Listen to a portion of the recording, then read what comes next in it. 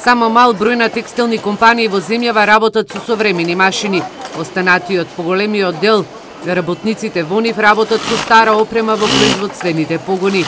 Шанса за да се подноват гледаат во фондот за иновации, кој што ќе им овозможи дополнителни средства за обезбедување на машини, а критериумите кои важат за останатите гранки за нив нема да важат, односно ќе бидат олеснети за текстилните и кожарските фабрики. Со законот за финансиска поддршка на инвестициите ќе може да се користат средства, посебно со усвојување на амандманот каде што се отстрани критериумот дека намалувањето на бројот на вработените ќе биде пречка за користење на овие средства. Исто така наидовме и во овој дел на поддршка и разбирање од владата.